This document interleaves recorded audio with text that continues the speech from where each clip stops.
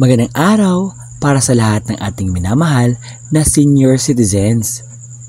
Ngayong araw po ay meron tayong sasagutin na concern galing sa ating kababayan na kung saan ibigay natin ng klaro ang impormasyon na kailangan niya nang sa gayon makuha niya talaga ang punto sa kanyang gustong mangyari at gustong masagutan at malaman when it comes sa kanyang concern.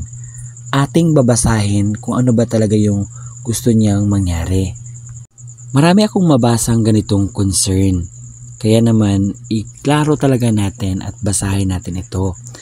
Hello po, sana makarating sa kinaukulan. Halimbawa, tumatanggap ng monthly pension sa SSS or GSIS. Pera nila yun na pinaghirapan nakalta sa sweldo nila kada buwan. Kaya karapatan ng miyembro, iba naman yang sa senior galing ng gobyerno.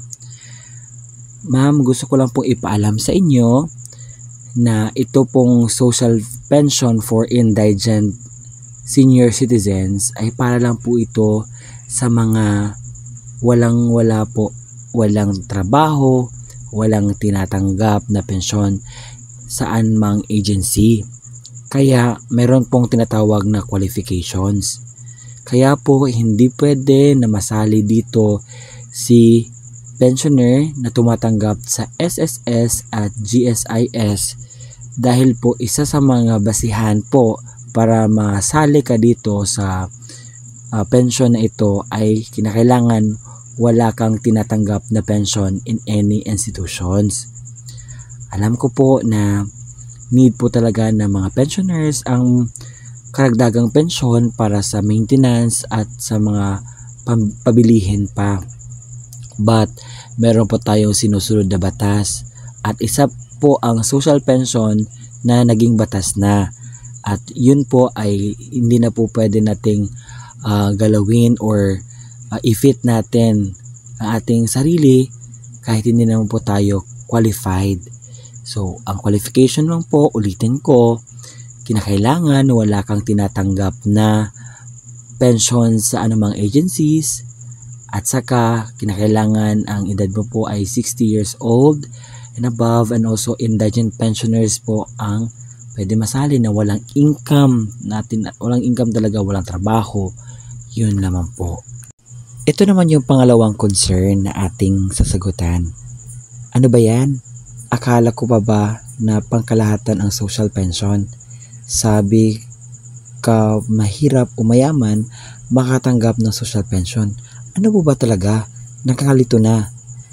Explain ko po sa inyo na meron po tayong law na social pension. Yun po talaga ay aprobado na ng presidente ang social pension. At umabot na nga sa 600,000 ang nasa waiting list, nag-aantay na mapasok at masali sila sa social pension for indigent pensioners. May isinulo ngayon na Universal Social Pension. Ano ba itong Universal Social Pension? Ang Universal Social Pension po ay makatanggap ang lahat ng mga pensioners, may tinatanggap man na pensyon o walang tinatanggap na pensyon, dahil by the word po na universal, lahat po ng mga senior citizen ay qualified na makatanggap ng benefits galing sa gobyerno. At kung meron po nagsabi na aprobado na ba or approve na ba ang Universal Social Pension, yes po, aprobado na po siya sa third reading pa lang po.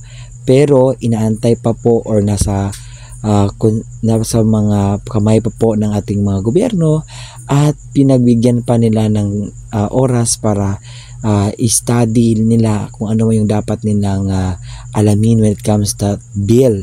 So kapag na-approve na, napirmahan na ng ating Pangulo ang Universal Social Pension, that's the time po na lahat ng mga pensioners na sinasabi mo po dito ay makakatanggap na, may tinatanggap man na SSS, GSIS or ano pa mang mga pensyon tinatanggap nyo ngayon, ay makakasali na po kayong lahat.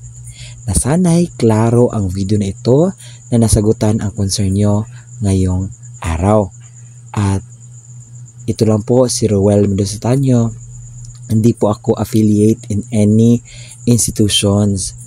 Ang ako lang po ay kumuha ng mga impormasyon na kung saan makakatulong sa lahat na para maklaro ang kanilang mga katanungan ay medyo hindi pa clear sa kanila.